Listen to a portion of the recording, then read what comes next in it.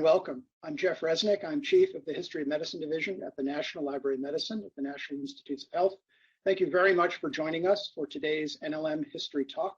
And to those of you on Twitter, thanks very much for following along using the hashtag NLMHistTalk. And for those of you who wish to share questions with our speaker this afternoon, please look for the live feedback button under your video and use that to send the questions, which will come to me. The National Library of Medicine's annual history talks are intended to promote awareness and use of NLM and related historical collections for research, education, and public service in biomedicine, social sciences, and of course, the humanities. NLM history talks also support the commitment of the National Library of Medicine to recognize the diversity of its collections, which span 10 centuries, encompass a range of digital and physical formats, and originate from nearly every part of the globe. Moreover, NLM history talks foreground the voices of people of color, women, and individuals of a variety of cultural and disciplinary backgrounds who value these collections and use them to advance their research, their teaching, and their learning. Today's talk is co-sponsored by the National Endowment for the Humanities Office of Digital Humanities as part of the National Library of Medicine's ongoing partnership with the National Endowment for the Humanities to collaborate on research, education, and career initiatives, and specifically the NEH-NLM partnership through Virginia Tech to co-sponsor Data, Health, and the Digital Humanities, Shared Horizons 2. This is a series of all virtual programs and a scholarly book. To explain this cooperation in detail and to introduce today's distinguished speaker, I'd like to introduce Dr. Tom Ewing of Virginia Tech. Dr. Ewing is a professor in the Department of History at Virginia Tech and Associate Dean for Graduate Studies and Research at Virginia Tech's College of Liberal Arts and Human Sciences. His current research project explores the transmission of information about the so-called Russian influenza of 1889-1890, using data and digital humanities approaches to medical history. At Virginia Tech, Dr. Ewing coordinates the Data in Social Context program, which sustains an interdisciplinary approach of data analytics, computational skills, and critical thinking in the humanities and social sciences. Dr. Ewing, over to you, and thank you for joining us today.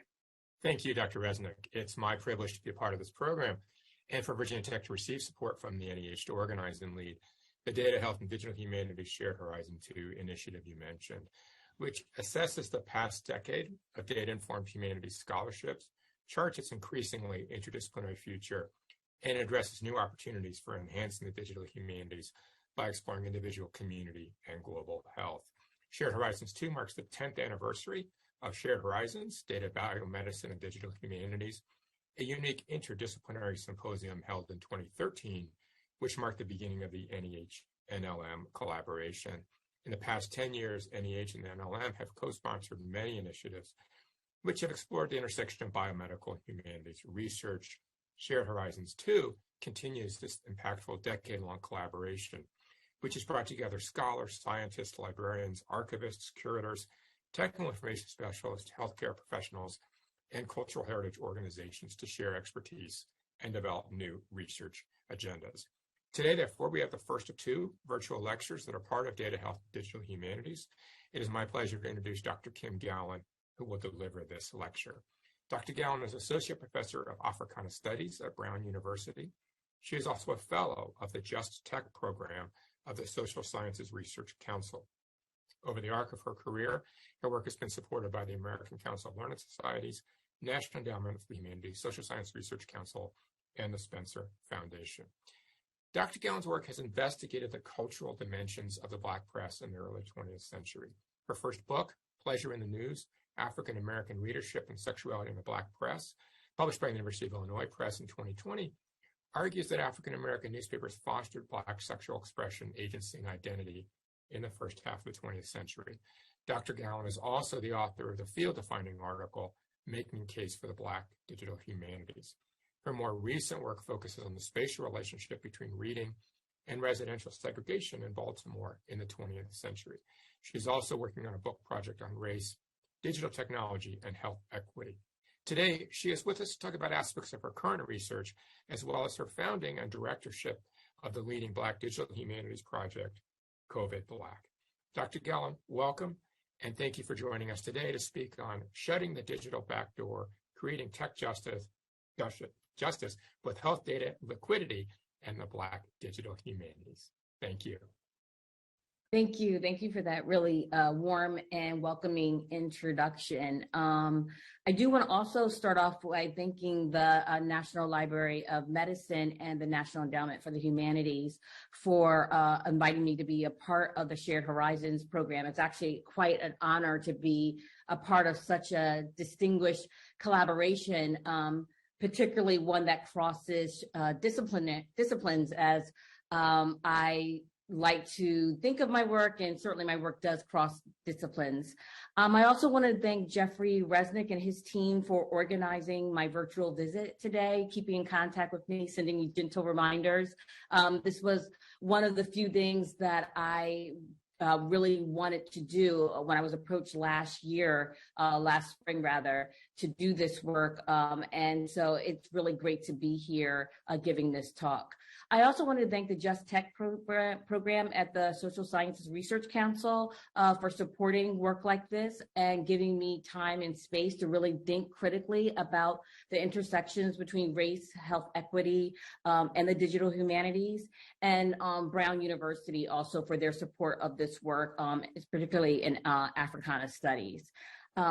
So I also want to start off with framing a lot of my talk today by my former life as a librarian. My first foray into higher education was as an academic library at the University of Penn at the Van Pelt Library, where I spent a short but very significant and foundational time as the African-American research librarian and bibliographer there. I also did a couple stints as a public librarian, as well as worked at Rutgers University Camden, again, as an academic library.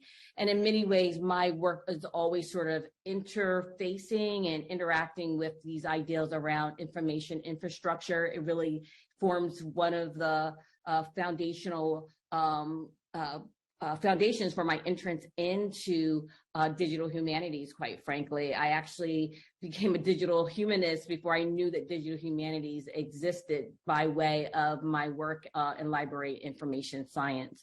And so it's really particularly really great for me to be in this space in the context of libraries because of that background, but also for the last couple years, really out of COVID, has spent a lot of time in the National Library of Medicine digital collections, working on modules around historical foundations of racism in medicine with the American Medical Association. And so, as you will see later on in my talk today, I draw heavily from these collections, both as resources for clinicians who are perhaps discovering or really becoming acquainted with the historical foundations of racism in medicine. The National Library of Medicine has been an incredible repository that we have incorporated AMA and myself into these modules, and we're really grateful for that. I wanted to start off by talking about the real sort of value of being able to use these collections to create meaning and narratives around history of racism and medicine. I also want to say that a part of my talk today will also think critically about what it means to create digital collections around racism and in the history of medicine. And so I both bring a critique, but also a very celebratory, laudatory comments around this as a repository. My talk today is really going to cover several different things that I hope I can bring together in some sense. I expect to talk for about 45 to 50 minutes. I'm going to try to do a good job of sticking to the slides and not digressing too much, so that there's enough time for questions and answers from me. So the overview of my talk today is to think about these big questions that drive my work around race, digital health, digital humanities. I want to set this talk to make sure that you understand how I approach digital humanities from a Black DH, Black digital humanities perspective, so that you understand some of the pathways that my work takes, as well as some of the questions that I'm asking. Then I want to talk a little bit about the digital backdoor, a conceptualization that I have developed as a way to talk about digital health and the health inequities that are embedded in technological infrastructure. Then I want to look specifically at the National Library of Medicine digital collections, and I want to make an argument that they also function as a digital backdoor, unwittingly, unintentionally, but nonetheless ones that create inequity of how we think about the history of racism and medicine. But I want to end on a really optimistic note and a challenge to all of us to think more critically about the concept of data liquidity and how that might, along with Black digital humanities, act as an intervention in the ways that we build technological infrastructure around the history of racism and medicine, and how we build a technological infrastructure in digital health in the way that people receive and access care. So I'll start off with some of the big questions that drive my overarching work, but also certainly the talk that I'm giving today. And so that first question, there are only 3 of them, but I'll start off with, what does it mean to connect health and well-being to exploring what it means to be human in a world that pivots on digital technologies? I think that we talk about digital health and well-being, and digital technologies are framed as almost universal good in terms of accessing healthcare. And I'd like to trouble that a little bit. And my work certainly questions what it means to connect health and well-being to technology. My second question is, how can the Black digital humanities foster and shape equitable and just digital processes and health technologies? In a minute, I'll talk about what I mean by Black DH, but I think that digital humanities in general should be engaged with the human, right? I take the fact that the digital humanities as foster on these questions and essential questions about humanity, not ones that we just talk about in the academy or in our rarefied bubbles, but ones that certainly should have some impact on people's lives on the ground. It really was the reason why I started COVID Black, as a sort of first response digital humanities project that could demonstrate the value of technology and these humanistic questions around what it would mean to think and collect and visualize data on mortality and race in COVID. And then my last question is, what is the role of digital collections in establishing digital technological infrastructure that might function as both pathways to justice and injustice and health and medicine? Ironically, and maybe I'll find the time to write about this one day, I think there's an incredible relationship between digital collections in academic libraries and public libraries and the conversion of paper-based records to digitized electronic health records. And in many ways, academic and public libraries, begin digitizing their collections before the conversion of paper-based records that happens in the early 2000s, right? And so I think there's a relationship there, and in many ways, the academic libraries and their processes, medical libraries and their processes could, in some sense, be a model and set the tone for how to create infrastructure that is just and equitable. So what do I mean by Black digital humanities? Well, Black digital humanities to me is a way of thinking about a space, a constructed and deliberate space to consider and to create knowledge that lies at the intersections between the digital humanity and Blackness. Black digital humanities is very much rested or based in the epistemological aspects and epistemologies of Africana and Black studies. And one of the foundational questions of Africana and Black studies is, what does it mean to be human? Because Black people, people of African descent through enslavement and colonization, these global processes, their humanity hasn't and continues to not necessarily be a given. And so Black digital humanities, again, focusing on the humanity, looks and explores about what it means to be human from this standpoint. But Black digital humanities also questions and challenges the inherent value of digital technology as a positive good, as a universal good. It doesn't negate the good that technology offers us. It doesn't negate the ways that it does make healthcare more accessible or make knowledge more accessible. but it creates questions and challenges us to think critically about this technology and how it might be a double-edged sword, where on one end it offers access even as it forecloses or creates other injustices. And then finally, digital technology as a method for recovering Black humanity and justice, or creating justice, is also a part of Black digital humanities, again, from my perspective. I don't know that I could be in any sort of field that has a little impact on people's lived experiences. And so when I engage in Black digital humanities, it is always to think about how my work can impact communities. And I say that plural, both within the academy and outside of the academy, and anything else that may be between those two things. And so again, I wanted to set the ground and set the stage for how I'm thinking about Black digital humanities, because I'm going to end the talk today with hopefully a challenge for all of us to use a Black DH praxis or something similar to it and how we think about technology and health. So the digital backdoor. The digital backdoor is a manifestation of a Black digital humanities project. It is a case study for Black DH and equitable and just health technology, or thinking about how we get to that.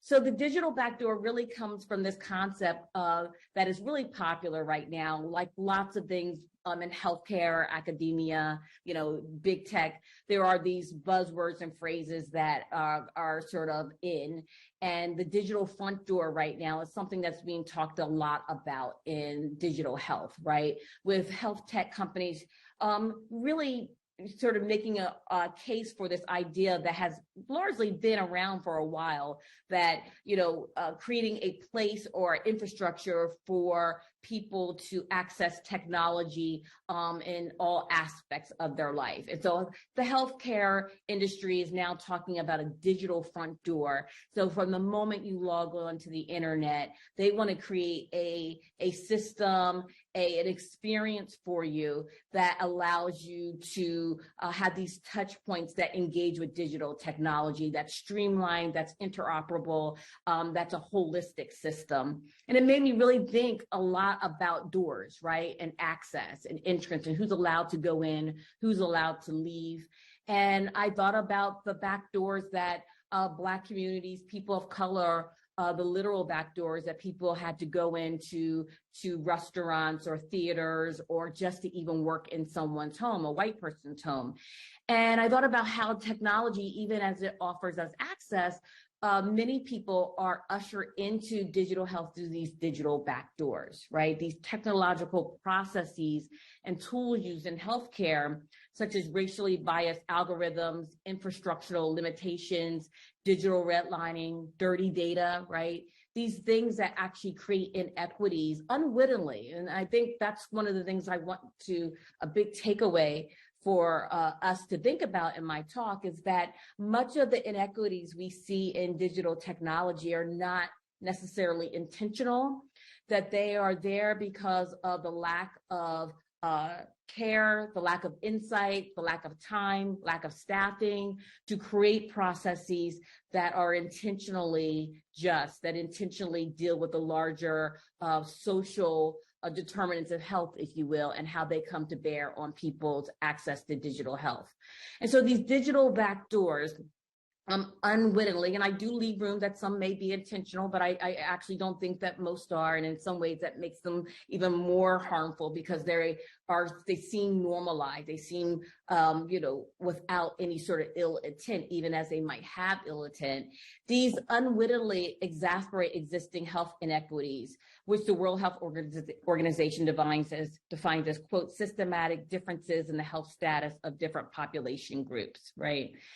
And so these digital backdoors create a sort of holistic, streamlined experience, and not uninterrupted, right? Because I leave room for the idea that even going through a digital backdoor, you are able to access care.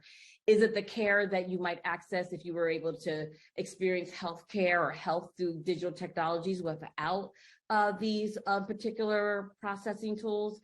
Probably not. But in being able to access care, one is able to extract or receive some care and some good, right? And so I think that we need to speak about digital health inequities and equities in general in these very complex ways, that they're not black or white, where it's either bad or good, but that you can achieve some care and some good even in systems that overall are oppressive or exacerbate or even create inequities. So the digital backdoor, I wanted to use my ideas around digital humanities to sort of make this come alive for people. And so Renee Payne, who is a designer of an included firm that designs for tech justice and social justice, helped me design and think about what a digital backdoor might look like if we were to visualize it, right? So I'll just play this. It's a 30-second clip of what we might think about as a digital backdoor, how it is open in one instance, how it moves around, right? So in one instance, you're accessing digital health in one area of life. It might be telehealth or telemedicine, but it moves and you might be accessing your electronic health record. And in that instance, you may experience, equitable accessibility, but in another instance, you may not, right? And so this digital backdoor is deceptively, sorry about that, I'm going to move forward. This digital backdoor, and I think technology in general can be this, is deceptively liberatory, right? I think as consumers of digital technologies, we are led to believe that our dependence on technology is a source of liberation, as opposed to being tethered to machines that may or may not necessarily emphasize or represent our full humanity or allow us to access our full humanity, right? So that in the digital backdoor visualization, I told you that opening, but also closing, that moving around suggests a way of thinking about technology that might lead us into thinking that it's solely liberatory and not thinking about some of the consequences or the downside of a completely technologically driven society or healthcare. I think I wanted to convey through that visualization both the visual and the narrative challenge of navigating a health system that's both accessible and inaccessible to Black communities. We know that Black and Brown communities are much more likely to interact with healthcare systems through technological and technical infrastructure that's limited through digital redlining. We know that documentation and electronic health records represents and sometimes creates biases in the ways that the language is used. Black and Brown communities often are least likely to access their personal health records because of low levels of digital literacy and numeracy, understanding some of the language and some of the healthcare language that are in electronic health records. And that's in general, but we do see disproportionate rates less likely of Black and Brown communities.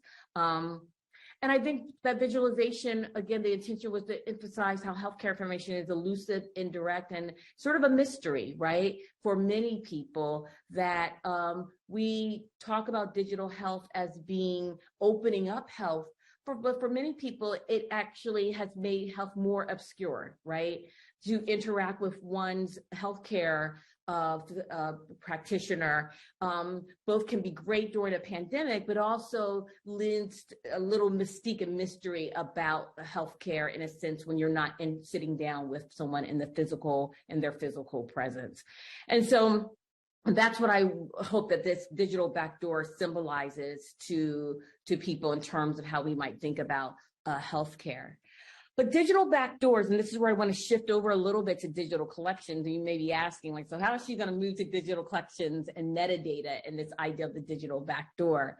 Well, digital backdoors are not created in silos, right?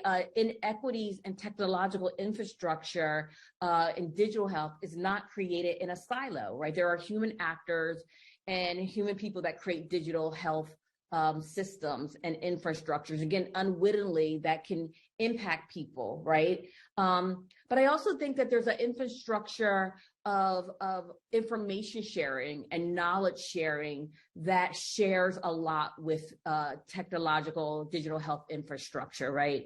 And so digital backdoors are linked to a much broader system of inequities and technological infrastructure. And I wanted to show you how I think other digital backdoors operate and create challenges for accessing a history of medicine and racism in medicine that certainly would be informative and is necessary for people who are working in digital health, right?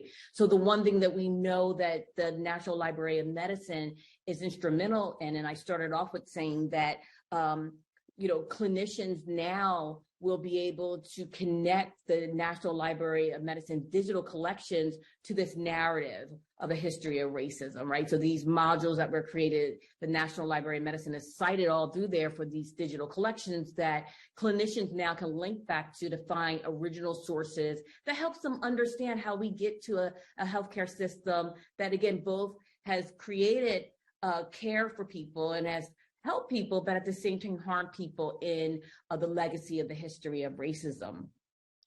But this digital library, as much as a digital collection in the National Library of Medicine opens up these avenues to a deeper understanding of the history of racism in medicine, unfortunately, it also closes, right?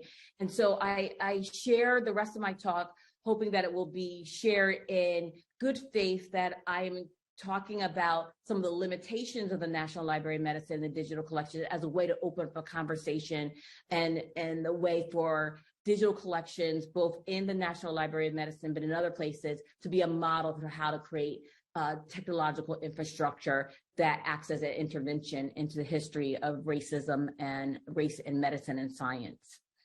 So metadata, it's the metadata that I think we might start to think about as being a challenge, right? And so we know that conversations and discussions about the thorny nature of metadata is part of a fundamental conversation when you talk about digital collections, right? And many people have talked about the ways to get around faulty metadata, metadata that's incomplete, metadata that's inconsistent, metadata that doesn't capture the nuances of a particular object or digital item. And so that's what I would like to talk about in the context of this digital backdoor, how metadata in digital collections can act as another form of a digital backdoor in the history of racism in medicine.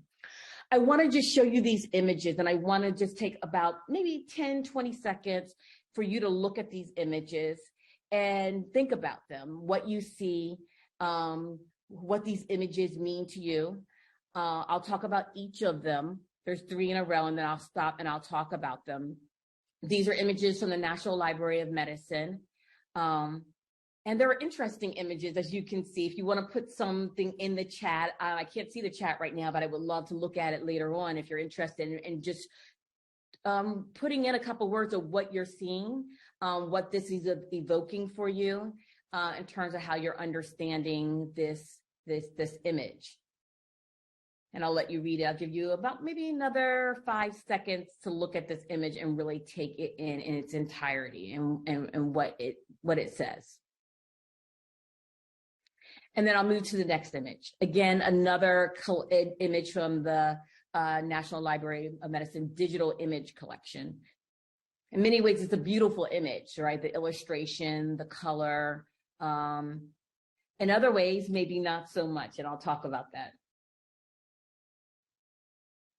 So again, another 5 seconds taking in the image, really engaging it. I welcome people to put in anything in the chat if you have access to it. I'm not sure if you have access to it, but if you don't, or write things down for the Q&A that you are noticing in these images and what they say about community, what they say about race, what they say about gender, medicine, healthcare. And the last image before I talk about these 3 images and why they are, what holds them together. So again, the same thing, taking in the image. Here you'll see an image, hopefully that you'll see is a more recent image in terms of the period of time that it's portraying, but also we see a relationship between healthcare. There are messages about race, about gender, right? Maybe sexuality, labor here. as with the other ones. And again, 5 more seconds, again, taking in this image, really absorbing it. Okay, all images from the National Library of Medicine digital collections, which is an amazing set of images that I welcome and encourage anyone interested in the history of medicine or just interested in, images, historical images. It's a gold mine of images. But what holds these images together is that these images all are, again, part of a digital collection, but they all have faulty metadata, right? So what do I mean by this faulty metadata? So let me first talk about the collection of where these 2 images come from. That first, I'll go back for a second, this image and this image, or all 3 images rather, now that I'm saying all 3 images come from the Michael Zwerding collection. Michael Zwerding, if I'm pronouncing this person's name correctly, I'm not sure if this person is still alive, maybe someone from the National Library of Medicine can tell me that, was a collector of postcards. And he was also a nurse, a registered nurse. And he was interested in images of nursing across time and place. And if you go look at the larger corpus, which I took a quick look at this morning, amazing collection of images that look at nurses across time and space in a variety of different sort of forms, right? Nurses in the military, nurses in private hospital, Black nurses, white nurses, Asian nurses, nurses globally, right? So he was a prolific collector of these images. I think there's about 2,500 images in this collection, right? But these images that I pull out of that collection that come up when you type in African Americans into the into the search engine for the National Library of Medicine digital collection, these come up under African Americans. And as I was perusing these, and this has happened to me before in terms of looking for images for the modules that I'm working on, where I will stumble on a collection or a document of images, and I look at the metadata, and the metadata is lacking, right? So here we have metadata that says nurses, infant, newborn, fathers, African Americans. And we also have an abstract that's been added that talks about a nurse handing a white man a dark-skinned baby. The scene presumably takes place in the parlor or office of the home in which the birth has just taken place. The nurse is wearing a red dress, white apron, white cap, presents the baby who's swathed in white cloth to the man who tips over his chair as he stands up in surprise.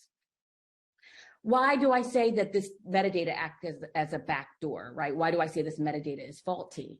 The metadata is faulty because it doesn't describe this as a racist image, right? It doesn't describe it as a deeply, deeply anti-Black, pejorative, harmful, injurious image of Black people, right? And even the caption, it's a little darky, sir, right? And so this, and I'll talk a little bit more about how I see these operating together. I'll just move on to the next image and then a couple more documents. And then I want to bring this together and talking about how this metadata operates as a digital backdoor. So I don't want to get ahead of myself. We see a similar sort of thing or the same thing happening with a divorce reason, right? So we're led to believe with this image, right, that it is a reason for divorce because this woman, I'm assuming, had an extramarital affair with a person of African descent, hence the child being a darker skinned baby. But again, we have pretty innocuous metadata, nurses, infant, parents, divorced lawyers, African Americans, right? And again, an abstract that I don't spend too much time reading, but that describes the scene, right? And without any sort of information, links, extenuating information that would, again, describe this, that would capture this as a racist image, as like a caricature, or maybe not a caricature, but a racist image. The next image is more of a caricature, but certainly a racist image, right? That is harmful and was harmful to Black people. I'll go to the next image. Same thing. And again, these all come from the Michael Zwertling collection, which overall, from what I can tell, is a collection that I would not necessarily ascribe it as a racist collection, but certainly includes racist images in it. Same thing with this metadata. And here, which makes this a little bit more complex and a little bit more harmful, its genre is described as a postcard wit and humor, right? At whose expense, right? Most Black people, people of color, are not going to find this. And I would say most white people are not going to find this image particularly funny or humorous, even as it might have been for the time period that it was created in, although it's 1960, not that long ago. So here we have, again, nurses, African-Americans, infant newborn twins, postcard with humor. These are racist caricatures. Again, we had this sort of play on this idea, this particular illustrator or creator of this image was really interested in playing with this idea of interracial relationships, sexual relationships, and the children that are produced out of those relationships. So there's a very interesting thing that, I don't have time to delve into the sort of psychology behind this work, but my main sort of goal in presenting this to you is thinking about how this metadata offers a digital backdoor. It creates an inequity if it closes off a history of racism in the way that it is presented to the user. I'll have much more to say about this, but I want to show you another image. So I found this image, and I was just struck by this image, again, in the National Library of Medicine. What legacy do they share? And so this is an image, I think it was like a poster or some sort of informational image from the Population Reference Bureau, which is a government agency, I believe, that looks and collects population data and statistics as a way to bring awareness around injustice and harm, right? So you may be saying, Kim, what about this image is a problem? Well, we can start off with the ways that legacy is framed around all of these, stereotypes and harmful ideas about Black women, about African women, that is tied to very much to these misconceptualizations and racist ideologies about African people. So it looks at neglected health, the preference for son, marriage at younger ages, early sexual activity, young age at first birth. It talks about female genital mutilation, sexual exploitation, and trafficking. All things that some people, maybe even in the audience, still think that is a way of bringing awareness around some of the humanitarian issues that women in other countries face.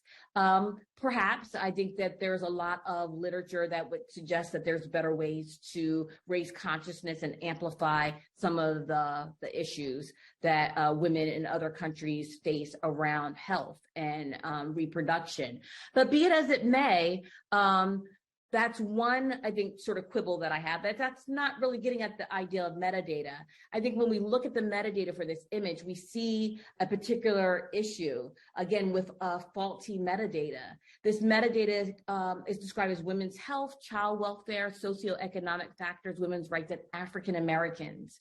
I would suggest to you that this is not an image of African American women, that these are images of women from some African country on the continent. I wouldn't be able to say, quite frankly. These are women probably certainly from an ethnic group or a tribe, as they might describe themselves, right? These are women from a particular area or a region within a country. And so the metadata for this image, again, operates as a digital backdoor into the history of race and racism in medicine, right? And so, again, I'll come back to this idea of metadata. I want to show you one more image, and then I'll have a little bit of summation around these images, and then I want to move to data liquidity and how I think that data liquidity can act as an intervention into this faulty metadata. So what you're seeing right here is a 19th century document I've been working a lot with these documents. They've been incredible, again, in these modules, because they really help people and clinicians who still believe that relying on race as a way of diagnosing and talking about vulnerability to particular health conditions is necessary in order to treat people, and helping them connect the desire to talk about race differences in people's bodies and health conditions to this legacy of history of racism and scientific racism, history of racism in medicine and scientific racism. And I think we're doing a lot of good work at the AMA, at COVID Black, in helping clinicians who were trained in medical programs who really didn't have a lot of history of medicine, or if they did, maybe it didn't have enough time to really engage into some of these original ideas around the bodies of Black people. So this is a document, the date is covered, I think it's like 1858, if I'm not mistaken, called The Black Man, The Comparative Anatomy and Psychology of the African Negro by Herman Burmeister, a professor of zoology in the University of Halle, but it's translated by Julius Freelander, Doctor of Philosophy of Berlin, and Robert Tomes, a medical doctor of New York, right? And so we know that the foundational ideas around medicine and health and science are deeply, deeply impregnated with the history of racism and Darwinistic theories about the human body. And so here, it might be difficult for you to read. I'll just paraphrase really quickly. And I took probably some of the most the least offensive language from this document as a way to not be offensive to people in the audience, even as I think it's good to be aware of these documents. Here, this is the language here is describing the foot of Black people, how it's flat, it's a low hill. There's, just breaking down the anatomy of Black people's bodies, of African people's bodies. What you will see in here, at this part, towards the end of this section, I'll read this. This resemblance to the ape is further strengthened by the wide separation between the first and second toes of the Negro foot, right? So this document is rife with comparisons of Black people to apes, orangutans. It talks about the small brains of Black people compared to Europeans, or African people compared to Europeans. There's one part that I also cropped out that reads, the conclusion we have come to that the Negro and his deviations from the European present so many analogies with the confirmation of the rape that it may be pronounced a scientific fact. No one, however, could seriously doubt the humanity of the Negro. I thought that was interesting, right? So they're not totally subhuman, or not totally not human, they're subhuman, whereas they're much more like apes and orangutans and animals. So I hope this doesn't surprise anyone, because we know that this is part of the history of science and racism, right? This is something that we should come to expect to find in the National Library of Medicine digital collections. I think that this discoverability to bring these images into the public to read where the history of medicine begins in many ways, particularly as it relates to Black people, is a value that is unmeasurable, right?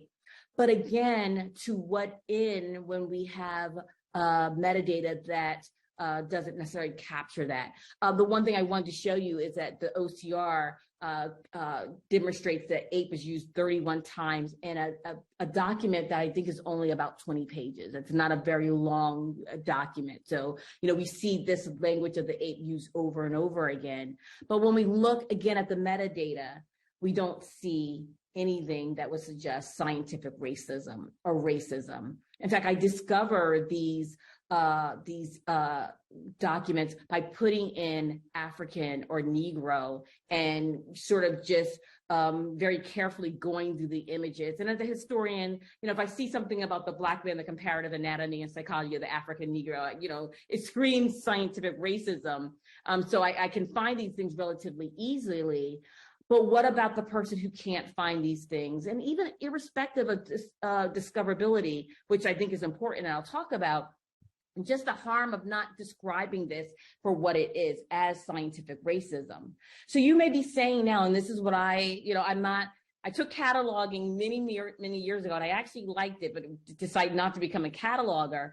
But you may be asking yourself, as I did, because I don't have a lot of experience with the infrastructure and the descriptions that are used to describe items in the National Library of Medicine. Well, maybe there's not language to capture racism in digital collections or digital images in the system. There actually is. So if you do type in racism in different parts of the National Library of Medicine, there are items that are described as racism or talking about racism. So there is language, I would argue, there that could be used for the metadata in the National Library of Medicine that would capture and describe these things much more accurately than what they are being described with the metadata. So what is the harm? Like, what are we really talking about, and how impactful is metadata at the end of the day? I would suggest to you that it's incredibly impactful to not have metadata do this important work of describing these items as scientific racism or as racist, right?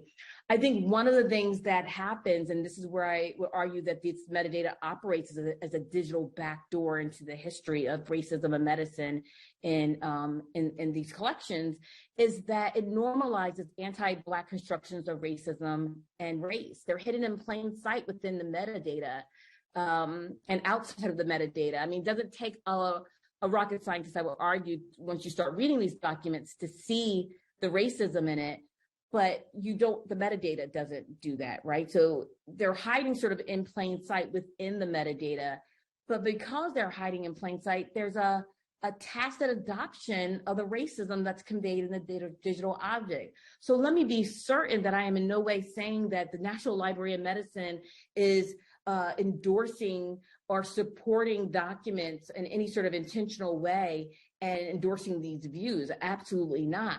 But without the accurate metadata, it sort of normalizes it. It leaves the document to go unchallenged in its racism, right? And I would like to think that anybody who uses the National Library of Medicine is using it in a way that would take these documents and use them as a way to educate people about racism or to try to counter racism. But I also am a realist, and I know that people don't always use these documents in that way. And in this way, it allows people, bad actors, people who do have racist intentions, to use these documents without even seeing metadata that could challenge them to think about these documents as problems, right? This metadata endorses these racist biomedical ideas about Black humanity. They perpetuate and support these anti-Black racist stereotypes. And the history of racism in digitized collections of the history of health and medicine is obscured through a digital technological praxis, right? And human actors that both willfully, but I would think, unintentionally and unwittingly are blind to racism, don't know how to capture the racism in those images, believe that it might be better not to bring racism up because it might lend itself or create liabilities for people, and just are left without a lot of guidance on how to create metadata for these collections. And I don't know what that is, right? And I don't know what those processes are. These are speculations on my part without any real sense of the decision-making process that goes into describing images. So what's the impact of these images? Well, I think the poor, dirty metadata, and I'm calling it dirty because it's incomplete, it lacks, sufficient information, exacerbates and perpetuates the harm of the original object. The original object, the sin of the original object is to create a racist image, right? The impact also highlights the discoverability that both enlightens and conceals, right? So we think about discoverability in the world of libraries as a good, right? We want to make collections more available. We want to digitize stuff. We want to get things out to the public in open source ways, right? I don't know any librarian, any scholar that would argue against that. But discoverability that isn't nuanced by really good information to help people understand what they're seeing and what they are reading or accessing both enlightens and it conceals. It both is good, but also harmful, right? And I think the impact of images that have faulty metadata that operates as a digital backdoor into this history operates both and in this instance. I also think it preserves a history without disrupting the history. It maintains an object without intervening into this object with the privilege and the luxury of history and time, right? So I'm a historian, and so I know that time doesn't necessarily make things better and more progressive and more just, but when you can operate with that intention, surely the knowledge that we have, the need and the desire to redress the harms of medicine and science definitely should make us want to preserve an item for what it can tell us about the past, but also challenge and create a counter narrative to that item to help us understand how far we've come in our practice of medicine and our health, and how we think about people of different races and how we think about the humanity. And when we don't create good metadata for those collections, then we preserve and we maintain an uninterrupted history of racism in medicine and science. Now I'm going to end with some more optimistic, hopeful challenges of what we can do with data liquidity, right? Again, another phrase that's often used in healthcare and thinking about data. So what now? So I would say, I'll stop here to say that, in many ways, if you live long enough, and I hope I do, and I hope everyone else does, you sort of see yourself coming full circle. And what I've seen in these last 2 years is myself coming full circle around information and information sharing, so much that I went back to school last year and I got a degree in health informatics. So a lot of what you hear me talking about with data liquidity and electronic health records and health information is coming from this new knowledge that I discovered, that I've put into my repertoire of skills now, both as a librarian, as a scholar. And so when I'm talking about data liquidity, I'm talking about language and processes that are really talked about widely in the field of health informatics. So what is data liquidity in the context of healthcare? Well, data liquidity is the ability of data to flow throughout a healthcare system easily and securely so that information is quickly available to clinicians, patients, and others whenever they need it. People like to think about data liquidity as being the right data to the right person at the right time for the right problem. And sometimes people will talk about data interoperability and data liquidity as they use them interchangeably. And there really are some distinctions. When we talk about data interoperability, often people are talking about sharing that data, linking data, making that data accessible between different systems and having systems speak to each other. Really important things in healthcare, and I would say really important things in the world of digital collections also. But data liquidity is a little different in the sense that data liquidity is more focused around problem solving, diagnosing a condition, right? And accessing data that can then be incorporating data that can be used for that particular problem, but that also can be used downstream for other problems, right? So there's a certain level of flexibility and an idea around diagnosis and solving a problem that is really part of this idea of data liquidity. So it's not tethered to a particular system or information infrastructure. There's a certain flexibility of this data liquidity. So there's got to be an infrastructure that can handle a level of flexibility. And data liquidity creates the necessary context and necessary nuance to information, right? So if you're diagnosing, someone's a healthcare problem, and you need to pull in data about their heart rate in another instance, you want to know, the context of that data. You want to know the background information from data that you're pulling in, right? And data liquidity also is multi-directional flows, right? It can be used downstream and later used by other systems or other users, and I just mentioned that. So it got me thinking about data liquidity for digital collections and just digital backdoors in general. So, a big problem with digital backdoors, whether they are being conceptualized through digital collections or conceptualized in the world of healthcare, is data, dirty data, incomplete data, right? Biased data. So much sort of rests in this sort of knowledge infrastructure with data as a data point and what goes into that data. And so I thought about, if we were to think about metadata liquidity in these digital collections on the history of racism in medicine or the history of race in medicine, we might think about the ways that library staff and librarians have greater access to information and data, right, that they are incorporating and tapping into in the history of racism in medicine and science that they can use to contextualize and analyze the digital objects that they have to describe, right? That they can bring in other information that enables them to better describe and create accurate metadata that would help describe these images that I just showed you more appropriately, more humanely, more from a just perspective. So this would draw on a cache of data information on historical and contemporary racism in medicine and science, right?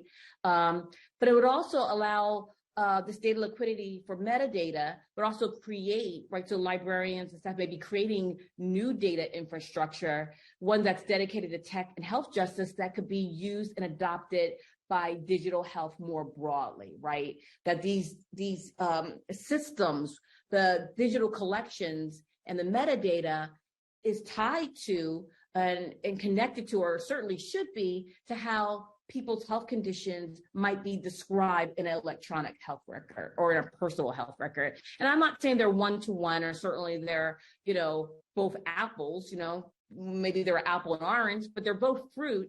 And being that way, we should see some interaction happening between sort of how we might think about digitizing or describing history of race and racism in medicine with how we think about describing race in digital health infrastructures.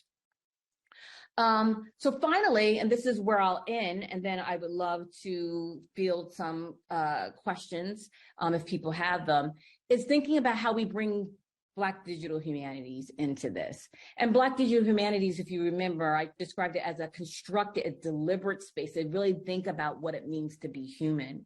And I would love to challenge anyone working with digital collections, but particularly in the history of medicine and history of race in medicine and science, because we know the faulty history, the very thorny history, to take up these questions or considerations when they're working with digital objects and digital materials. I think the first thing that a Black DH praxis would want someone doing this work is to question the validity of the digital object and the technical processes to recognize and respect the humanity of Black people. Why do I say that? Well, because Black people's humanity historically has not been given a given, and in many places globally and in the United States, it's not necessarily a given. I think we have to question technological processes and certain infrastructure that were created in a very neutral way, and question whether they are actually inherently built to recognize and respect the humanity of Black people. And in questioning that validity and questioning those objects, perhaps can see problems with images or material text, digitized text that need to be described accurately. I would also ask librarians and staff to think about the ideas and images of Black people in the history of medicine and science as problems, right? That doesn't mean that they're all problems, right? But a lot of the ways that the history of medicine and the history of science have talked about Black people and other people of color have been from a model of deficit. And I think if you approach these digital images as problems to be solved or raising these questions about humanity, again, it may make people more attuned to the challenges and the complexity and the added nuance and work and labor, all things that I think, come with, material costs, but I think are necessary in describing these images. And then my final challenge is that I would love for librarians and library staff to create digital infrastructure that intentionally mitigates the harm of the original sin of anti-Black racism. This is not to suggest that librarians and library staff have to be activists, have to promote a particular ideology around race or racism, but one might see themselves as disrupting the history of this harm in something that is, on one hand, relatively simple, but very profound and very impactful in terms of the metadata, right? And seeing their work in a work that disrupts and challenges the history of racism. So I want to stop here and say thank you again for allowing me to give this talk today. I look forward to the questions. I look forward to the hard questions and the challenges to this work because it just makes me a better scholar and makes me develop projects that are actually going to be meaningful and hopefully have a profound impact on people's lives. So thank you. And I'll advance to this last slide, and I look forward to your questions. Dr. Gallen, thank you very much for this amazing and very, very important talk, quite obviously.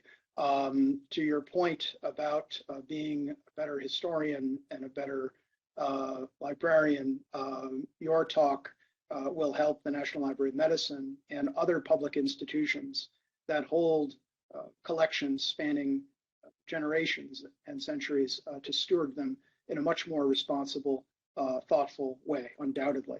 So I hope that your talk will be heard by many and the lessons therein followed and heard and appreciated by many in all the ways that you rightly describe and so eloquently and impactfully.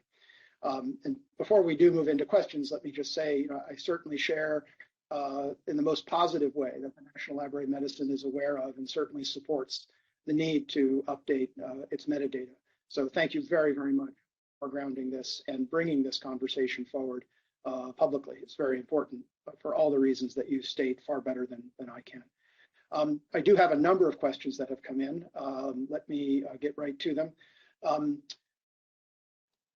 Thank you for this incredibly insightful and revelatory talk. Someone writes in, regarding metadata and improving catalog records to indicate that certain collection items are racist. The examples you shared are somewhat obviously racist and could well be labeled as such and should be labeled as such, but some racism, this individual writes, is much more subtle and subjective. Cataloging needs to be as objective as possible, though some level of bias is probably unavoidable, although we need to be aware of it. How do we objectively define something as subjective as racism? The question. Yeah, it's a great question. And if I had that answer, I probably, could maybe change the world in some sense. But it's a really good question about the subtlety of racism, right? And the harm that historical and contemporary texts can do unwittingly. I don't want to sit here and say, well, then, we have to sort of approach racism as sort of in the eye of the beholder or the receiver. I think, though, that creating metadata that is nuanced and contextualized, right? Metadata that shares more data liquidity. I'm going to go back to that. That is linked and interconnected with maybe original sources. And again, I may be speaking out of turn in terms of what's possible in the records, right? In the sort of technical records in terms of fields that have to be or can be populated. But if there is a way to create an infrastructure that would link, to original sources or original authorship or more information about a particular individual or system, I think that creates an avenue for people, hopefully, to learn more information about the particular item or object, particularly in these instances where there is a subtle shades of racism. So I don't know if that necessarily answers the question, but I definitely think that data liquidity, data interoperability, linked and shared data can come into play in this. And I also think in thinking about sharing and linking data, as moving beyond just sharing data, but also data liquidity that is creating and trying to solve problems, right? Problems of obscured histories, problems of histories that are sort of one-dimensional or are unknown, right? So I think many of the people I talk to talk about linked data, data interoperability, shared data as a sort of sharing information. But if we might turn that sort of sharing information into how do we solve problems around describing things accurately, it might reveal more than it actually than we might think, and that might go into describing or providing more histories of racism that may not necessarily be as apparent. Thank you. So another question has come in that's similar to the first one, but I think a deep dive here is well worth it. Thank you, Dr. Gallen, for your presentation and your thoughtful comments on metadata. Many in the archival world have been looking at metadata and making changes such as addressing harmful language in metadata. I've not heard of any archives that are looking at adding language that specifically identifies content as racist or sexist or homophobic, etc. Yeah. But I am aware, this person writes, of some organizations that have a harmful content warning on the content pages. What ways would you suggest NLM begin looking at its metadata? Yeah, that's interesting. Yeah, I thought a little bit about that, and I'm not the expert in here in this way, in this instance, to prescribe what the National Library of Medicine should do. What I will say is a couple things. One, that there are images and things that are described as racist or being connoting or expressing a history of racism already in the National Library of Medicine. So I think there is a existing process. Perhaps I wouldn't know that, but I know that I did a couple tests to see if I could find scientific racism or racism as a piece of metadata in the digital collections, and I did find things. I would say that I didn't find a lot, and in fact, when I put in racism into the digital library image collections, nothing was returned, right? So I do know that there is metadata in the digital collections that speaks to a particular image as being either racist or expressing racism or talking about racism. So that's the first thing. So I do think there might be infrastructure that processes that already exist. I want to speak to the harmful content part of this. I have seen some of that language, and I'm not a fan of those, and I wouldn't advocate for those if I were in a position of power decision-making in terms of metadata, because I think that we have to call things out for what they are. Certainly racist images are harmful, but I think we need to get comfortable with language that is revealing of the history of institutions and in the healthcare systems in this country. It's not a combination. It is a reconciling with a history of healthcare and as the scientific field that is based in fact and evidence. And I think when we label something as harmful as opposed to racist, we are diminishing the power to actually make change that could bring us all further along in our humanity and our desire, hopefully our collective desire, to live in a just world. Thank you. Thank you. A couple of other questions have come in along with some comments about your presentation. Absolutely brilliant presentation. Someone writes, my thanks to Dr. Gallen for sharing her work and her perspectives. Additionally, a comment, we need to expand our knowledge of implicit and explicit biases to include the digital world and an understanding of aggregation of data, data liquidity, and how it is used to prevent and not exacerbate racism. One question, specific question that has come in, can you say more about digital redlining and what that means exactly? Yeah. So there's a lot on there. I would welcome anyone to Google. I'm not a digital, I'm not an expert, or I speak, very much about digital redlining as a scholar. I don't speak at it from a scholarly perspective, but baseline digital redlining is the inequitable, and sometimes it's because of geography, but broad-based Wi-Fi or internet access, right? That is needed in order to, run applications, access the internet. So in many parts, particularly in rural areas where you're going to have people of lower socioeconomic incomes, they lack broadband access to the internet. And we really saw what that meant for people who had to access telehealth or school online in rural areas and other areas where there are even some urban swaths and pockets that also lack really good broadband access. And so digital redlining, like the redlining, it takes its meaning from the redlining that happens in the 1930s, 40s, and 50s, where lenders would draw red lines around the maps of where Black people live, as these are places that people shouldn't get access to home loans, and that these are areas of the country in terms of housing that have low property values, that are considered places that no one wants to live because of Black communities and the stigma of race and racism that are attached to them. So that's where digital redlining comes from. There's been some pushback on that and about whether you can really call it redlining because there was a real intentions on lenders and mortgage companies to literally draw red lines on a map. Digital redlining, I would argue, and again, I'm not an expert on this, happens in this sort of unintentional way. I don't think there's a real lot of intention to create a lack of infrastructure for accessing the internet. And so some people have pushed back on calling it digital redlining because of the lack of intentionality. The impact, I think, is the same, and it is tied to sort of residential patterns.